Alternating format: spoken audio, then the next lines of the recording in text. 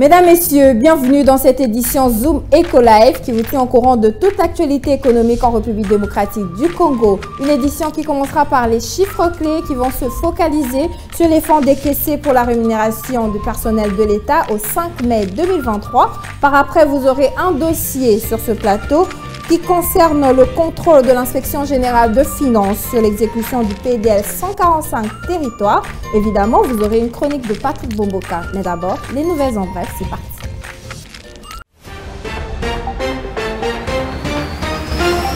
Commençons ces nouvelles en bref avec cette information. Le gouvernement de la République démocratique du Congo prévoit de mobiliser 140 milliards de francs congolais, soit 69,2 millions de dollars américains, sur le marché financier local des obligations du Trésor indexées et des bons du Trésor indexés en ce mois de juin 2023. C'est ce que renseigne le calendrier indicatif d'émission des bons du Trésor indexés et des obligations du Trésor indexé du deuxième trimestre de l'année en cours, couvrant le mois d'avril, mai et juin. Pour toute cette période, le gouvernement congolais visait 660 milliards de francs congolais, soit plus de 326,5 millions de dollars américains sur le marché financier local. Autre nouvelle, l'inspection générale de finances IGF lance une mission de contrôle auprès des agences des Nations Unies pour le développement PNUD ainsi qu'auprès des titulaires des marchés dans le cadre du programme de développement local des 145 territoires dans les provinces du Bauele, Kasai, Maniema, Mongala, Sankuru, Sud Kivu, Tanganyika, Chwapa et Chopo. D'après Jules Alinguete, l'objectif poursuivi par ces services est celui de s'assurer de l'effectivité de l'exécution des travaux sur les différents sites, procéder à l'évaluation de l'exécution financière, technique et physique des travaux et ensuite faire rapport. Prenons cette fois-ci l'AGN Ressources, une compagnie minière basée à Vancouver, Canada, a annoncé le 2 juillet 2023 la conclusion d'un accord avec la société congolaise Pan Constellation, basée à Kinshasa en République démocratique du Congo. Celle-ci devra lui céder jusqu'à 70% d'intérêt dans un permis d'exploitation qu'elle détient dans la région de Manono, connue pour héberger potentiellement d'importantes ressources de lithium. Selon les termes de l'accord, 2 paiements totalisant 150 000 dollars américains seront initialement effectués en faveur du vendeur par l'AGN. Ce dernier aura jusqu'à 6 mois pour effectuer une due diligence. Et on se sépare avec cette information. Le vice-premier ministre des Affaires étrangères, Christophe Lutundula, a fait le point sur la visite d'État du président de la République, Félix Tshisekedi, en République populaire de la Chine. C'était au cours d'un briefing organisé le lundi 5 juin 2023 par le ministre de la Communication et des Médias, Patrick Muyaya. Christophe Lutundula a indiqué que cette visite était une occasion pour la République démocratique du Congo et la Chine de renforcer leurs relations diplomatiques vieilles de plusieurs décennies. D'après lui, la Chine a toujours été aux côtés de la République démocratique du Congo, notamment contre l'agression rwandaise dans l'est du pays.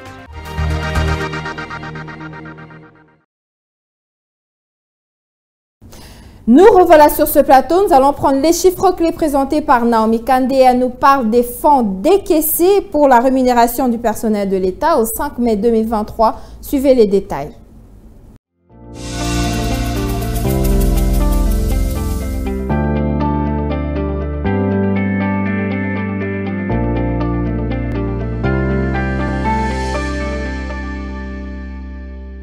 Naomi Kandé, bienvenue.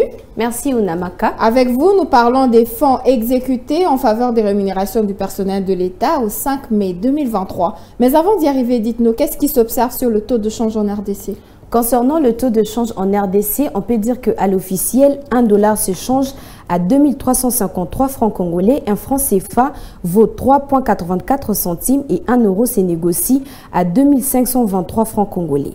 Pour le compte du marché parallèle, nous sommes à Pompage où 1 dollar vaut 2357 francs congolais. Un franc CFA se négocie à 3,90 centimes et 1 euro se change à 2500 francs congolais. Voilà, revenons sur le vif du sujet. Combien le gouvernement a débloqué pour les dépenses de rémunération du personnel au cours de cette période, bien qu'il s'agisse du 5 mai 2023? Le rapport de la Banque centrale du Congo, BCC, sur l'évolution du dépense du gouvernement congolais indique qu'au 5 mai 2023, les dépenses liées à la rémunération du personnel de l'État ont été exécutées à hauteur de 35,79%. Le gouvernement congolais a décaissé, d'après la BCC, 2746,4 milliards de francs congolais, soit plus de 1,35 milliard de dollars américains, au taux budgétaire moyen de 2021 francs congolais les dollars américains. Selon la même source, la prévision budgétaire à la rémunération du personnel de l'État représente la plus importante de dépenses du gouvernement congolais au cours de cette période. signalant que cette enveloppe liée à la rémunération du personnel de l'État représente la plus importante dépense du gouvernement au cours de cette période. Voilà, on va finir avec cette question. Que dire des dépenses en capital au cours de cette même période? Au cours de la période sous analyse, le gouvernement congolais a débloqué aucun franc congolais en faveur de dépenses en capital arrêtées à 11 620,1 milliards de francs congolais. Merci beaucoup Naomi Kadé de nous avoir éclairci à ce sujet. À la prochaine pour de nouvelles précisions chiffrées. Merci Judith.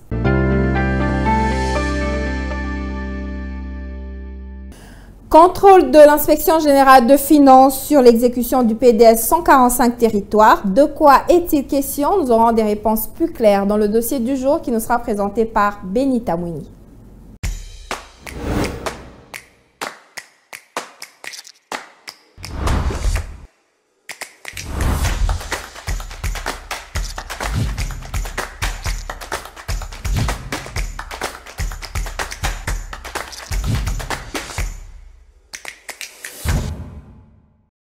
Benita Mouni, bienvenue. Merci Judith. Voilà, quel est l'objectif poursuivi par l'IGF dans l'audit de l'exécution des travaux du PDS 145 territoires? Voilà, avant de parler de l'objectif poursuivi par l'IGF, signalant que l'Inspection générale des finances avait lancé une mission de contrôle auprès de l'Agence des Nations Unies pour le développement, ainsi qu'auprès des titulaires de marché dans le cadre du programme de développement local de 145 territoires dans les provinces ci-après, le Baouélé, le Kasaï, le Maniema, la Mongala, le Sonkourou, le Sud Kivu, la Tanganyika, les Chouapa et les Chopo. D'après Jules Alinguete, l'objectif poursuivi par ces services est celui de s'assurer de l'effectivité de l'exécution de travaux sur différents sites. Deuxièmement, procéder à l'évaluation de l'exécution financière. Troisièmement, de s'assurer des techniques et physiques de travaux pour ensuite faire le rapport. Cette mission de l'IGF vise aussi à faire la lumière sur le déroulement de travaux en dehors des objectifs cités. Mais quel est alors le constat fait sur l'exécution de travaux dans les provinces précitées? Le vice-ministre en charge du plan avait noté lors de son passage dans la province du Maniema une stagnation dans l'avancement de travaux du programme de développement local de 145 territoires. À cet effet, il avait demandé aux agences d'exécution de mettre tout en œuvre pour que les délais de livraison soient respectés. Voilà, au vu de tous les ralentissements d'exécution constatés, est-ce que les premières livraisons seront disponibles selon le calendrier? En dépit de difficultés, la ministre en charge de plan a assuré aux sénateurs que les premières livraisons du programme de développement de 145 territoires seront disponibles dès le mois de juillet 2023. Merci beaucoup Benita Mouni de nous avoir éclairci à ce sujet. Merci Unawaka.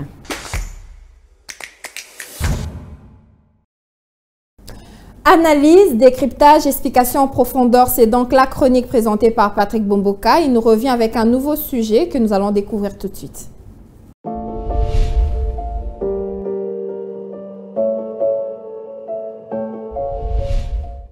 Bonjour. Le gouvernement de la République démocratique du Congo entend réformer le système de recouvrement des contraventions routières. Pour l'exécutif national, il est incompréhensible que depuis les 6 dernières années, les recettes mobilisées au titre de contraventions routières n'ont jamais atteint la barre symbolique de 400 000 $ américains par an. Dans un rapport présenté au Conseil des ministres, le patron des finances a même fait état d'un constat alarmant. 5 faiblesses minent en effet le système actuel de recouvrement des contraventions routières, malgré les déploiements des agents percepteurs des recettes de l'État au niveau des différents postes de police et circulation routière. En premier lieu, ce système est jugé peu performant. Il est insuffisamment dissuasif et en même temps, il est peu contraignant. Ensuite, il est confronté à des difficultés structurelles, dont la perception manuelle. Et le 5e reproche, ce système de recouvrement est caractérisé par l'absence de mécanismes automatiques de contrôle. Eh bien, le gouvernement congolais ne compte pas s'arrêter à cette phase de diagnostic du problème. D'après le ministre congolais des Finances, la réforme de la collecte de contraventions routières devrait s'appuyer sur 2 autres réformes en cours. Il s'agit notamment de la réforme de l'immatriculation des véhicules qui arrive à sa phase finale et celle de l'introduction des paiements des recettes par des canaux digitaux, à savoir le téléphone la carte bancaire, la banque en ligne ou encore des distributeurs automatiques de monnaie. Techniquement, le gouvernement de la République démocratique du Congo compte sur un partenariat public-privé pour implémenter cette réforme qui est censée permettre de mobiliser pas moins de 100 millions de dollars américains par an, s'agissant donc des recettes issues des contraventions routières. Il convient de retenir que le taux de mobilisation de ces recettes des contraventions routières par rapport à leurs prévisions annuelles respectives varie entre 5,75% en 2022 et 19,31% en 2017. Des contre-performances que le gouvernement congolais s'engage à corriger. Merci de nous avoir suivis.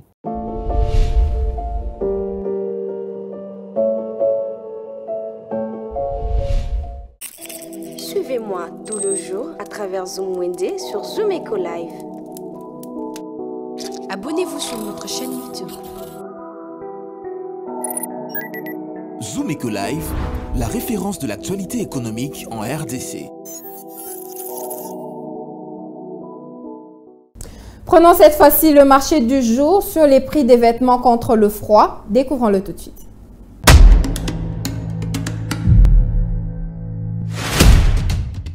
Commençons ces nouveaux marchés avec un pull de seconde main approprié pour hommes qui se vend à 25 000 francs. Un pull homme de première qualité coûte 40 $. Un pull de seconde main pour femmes se vend au prix de 25 000 francs congolais. Celui de première qualité à 30 $. 10 $ est le prix fixé d'un pull pour enfants. Pour les admirateurs de pulls avec capuche, celui des adultes de seconde main se vend à 30 000 francs. 40 $ est le prix fixé de première qualité. Un pull avec capuche pour enfants se vend à 28 000 francs. Zoom Wende a pensé aux admirateurs de col roulé. Pour un pull roulé femme, le prix se fixe à 25 $. Un col roulé homme revient au prix de 35 $. Et celui des enfants à 20 $ pour la première qualité. La deuxième qualité coûte 20 000 francs. Une paire de gants pour un adulte coûte 5 $ au marché de Kinshasa. Une paire de gants pour enfants se vend à 8 $ et 10 $. Les bonnets vous permettent de garder votre température corporelle. Pour un bonnet homme, le prix se fixe à 10 000 francs. Celui de femme à 12 000 francs. Vous pouvez aussi protéger la tête de votre bébé contre le froid avec un bonnet qui se vend à 10 000 francs au marché de Kinshasa. 45 000 francs est le prix fixé d'une jaquette pour adultes. Celui des enfants revient au prix de 42 000 francs. Et pour finir, des chaussettes ordinaires coûtent 2 000 francs et une paire de chaussettes mi-bas revient au prix de 3 500 francs congolais.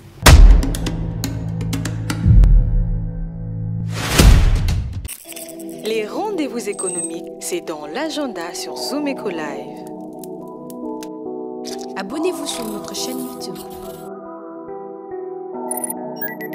Zoom Eco Live, la référence de l'actualité économique en RDC.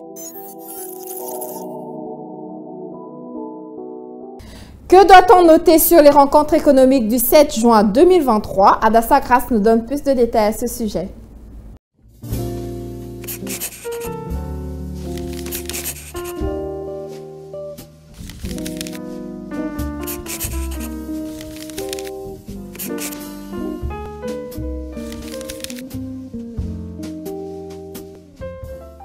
Bienvenue à l'agenda. Voici les entrées du jour. Un atelier sur la stratégie des marques est prévu le 8 juin 2023 de 9h à 12h à Paris. Ce portera sur les thèmes « Déployer efficacement votre stratégie des marques, comment passer de la stratégie à l'action ». À présent, notons la masterclass sur les études et l'entrepreneuriat qui s'y tiendra le 12 juin prochain à Kinshasa à partir de 10h et ne sera pas gratuit car le frais de participation est fixé à 15 $.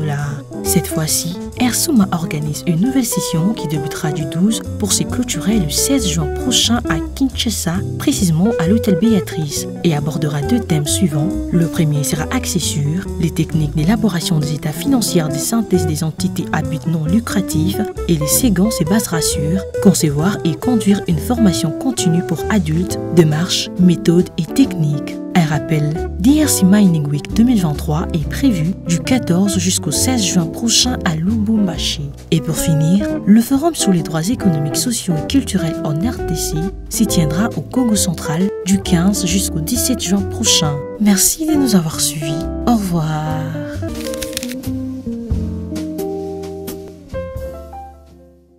Ce nouveau numéro d'article 15 va à la rencontre d'un vendeur ou une vendeuse qui nous relate son quotidien. Suivez.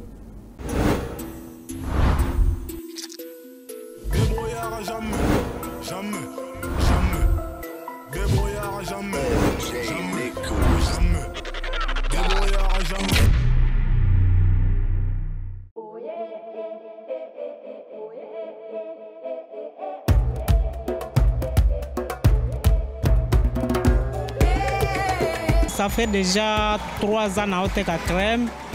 Nazalaki na musala te. Namonaki olie na fanda ndako. Naluka mwa machine. Na banda koteka crème po bana balia. Ponga pe na se retrouve po misala eza te.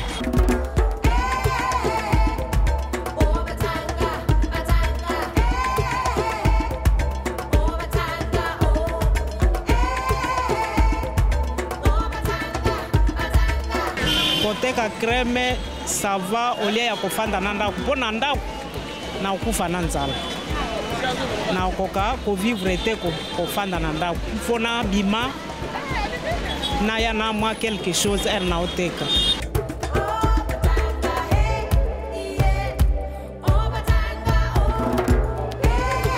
Difficulté to okutana nango na nzela eza ba policier ba obenga na biso tracasserie nde eleki makasi batika biso toteka po misala eza te vraiment to bima na balabala eza koloba ke toza na ba diplôme te totanga te mais c'est puisque ba engagé biso te.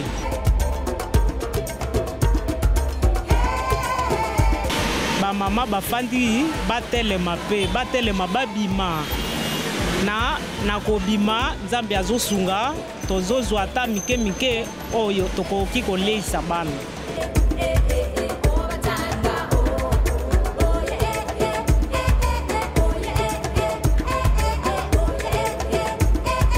Gouvernement ezwa likambo oyo vraiment basunga biso. Tozo souffrir makasi na kobenga na biso. Tozo souffrir. Omona boye babengani biso okoteka te okozonga me vide na ndako.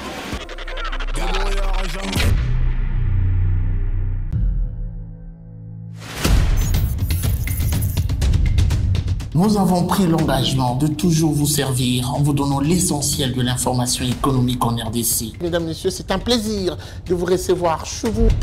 Le gouvernement congolais dirigé par le Premier ministre Jean-Michel Sama Lukonde n'est jure que par la réduction du train de vie des institutions. Merci à vous, Judith Piombo, pour ce dossier. Merci, Unamaka. Désormais, suivez-nous à 19h30 sur la RTNC du lundi au vendredi avec le même plaisir. Zumeko Live, la référence de l'actualité économique en RDC. Et c'est ainsi que se referme cette édition. Merci de nous avoir suivis. C'était un plaisir de partager ce moment avec vous. À la prochaine pour de nouvelles informations économiques sur Zumeko Live. Au revoir.